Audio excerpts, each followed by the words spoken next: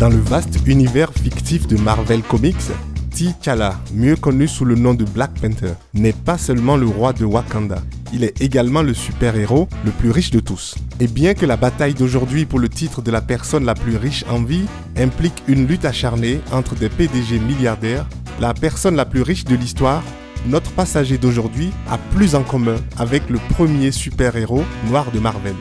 Il domine le classement des hommes les plus riches de tous les temps, bien loin devant Auguste César, les habituels industriels Andrew Carnegie et John D. Rockefeller, Nikolai Romanov, star de Russie, Guillaume le Conquérant, Muammar Kadhafi et plus proche de nous, Bill Gates et Jeff Bezos. Bonjour madame et monsieur, le vol du Sankofa se pose aujourd'hui au XIVe siècle, précisément en 1312, année de l'accession à la tête de l'Empire du Mali, du mec le plus riche jamais vu, mais encore peu connu parce que l'histoire de l'époque médiévale est encore trop largement considérée comme une histoire occidentale. Voici son excellence Mansa Moussa, alias le roi de l'or, l'homme le plus riche de tous les temps. Éphéméride africaine, pas mon papa. Mansa Moussa naît en 1280 dans une famille de souverains, son prédécesseur sur le trône ayant abdiqué en 1312 pour explorer l'océan Atlantique qui l'obsède. Nous reviendrons plus tard cette semaine sur cette histoire d'un roi mandingue qui a peut-être été en Amérique presque 2 siècles avant Christophe Colomb. Mansa Moussa hérite donc de l'Empire du Mali qu'il va considérablement développer en y annexant 24 villes en tout, dont Gao et Tombouctou.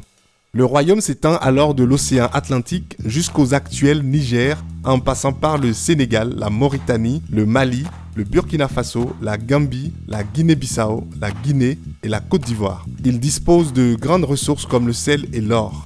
L'or, comme vous le savez, la plus précieuse source de richesse du monde médiéval, dont il détenait à lui seul près de la moitié des réserves de l'ancien monde, selon le British Museum. Mais ce qui a vraiment fait la légende de Mansa Moussa survient en 1327, lorsqu'il part faire le Hajj, le pèlerinage à la Mecque. Il passe alors par le désert du Sahara et l'Égypte.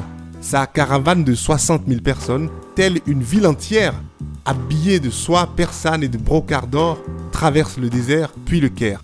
Cette traversée du Caire durant laquelle il a distribué si généreusement de l'or que son séjour de 3 mois a fait chuter le prix de l'or pendant 10 ans et affecté l'économie de tout le Moyen-Orient. Cette générosité excessive a aussi attiré l'attention du monde entier, plaçant littéralement l'Empire du Mali et Mansa Moussa lui-même sur la carte du monde. Comme par exemple, cette carte de l'Atlas catalan de 1375 qui dépeint Moussa avec un sceptre et une couronne en or, tenant une pépite d'or dans sa main et assis sur un trône d'or au sommet de Tombouctou.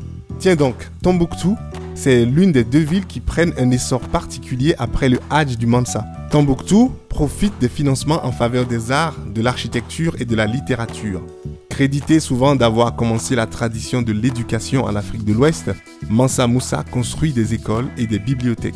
Tombouctou devient même rapidement un centre d'éducation accueillant des étudiants venant du monde entier. En fait, preuve de ce rayonnement médiéval, Tombouctou est devenu un Eldorado africain qui, au XIXe siècle, avait un statut mythique de cité perdue de l'or au bout du monde, un lieu phare pour les chasseurs de trésors et les explorateurs européens. La seconde ville à prendre son essor, c'est Gao, où Mansa Moussa fait construire la célèbre mosquée Djenguereber, conçue par un poète et architecte andalou du nom d'Abou Es-Saïli, que le roi a ramené de son voyage avec plusieurs autres savants musulmans, dont des descendants directs du prophète Mahomet. Le centre commercial célèbre, construit en briques et en bois à Gao, a résisté à l'épreuve du temps et est resté actif pendant plus de 5 siècles. Mon cliché africain de ce jour est un regard perplexe. Au XIVe siècle, Mansa Moussa avait déjà compris l'importance de l'éducation et il a œuvré pour faire de son empire un lieu mondial de référence en matière d'éducation. N'est-ce pas effarant que de nos jours, les gouvernements africains soient si peu préoccupés par la qualité des programmes des établissements scolaires et universitaires? Plusieurs capitales africaines brillent par le nombre grandissant des écoles privées illégales et des écoles publiques mal financées qui piègent des élèves et des étudiants désespérés. Je suis perplexe. De Mansa Moussa à nos dirigeants actuels, comme on dit en Côte d'Ivoire, qu'est-ce qui n'a pas marché? Ça, je vous laisse y réfléchir. À vos clichés à vous sur l'éducation en Afrique aujourd'hui, à notre Afrique à tous et à demain pour le prochain vol du Sankofa. Si vous aimez ce podcast, n'oubliez pas de vous abonner et de mettre un commentaire sur Apple Store ou vos plateformes habituelles d'écoute.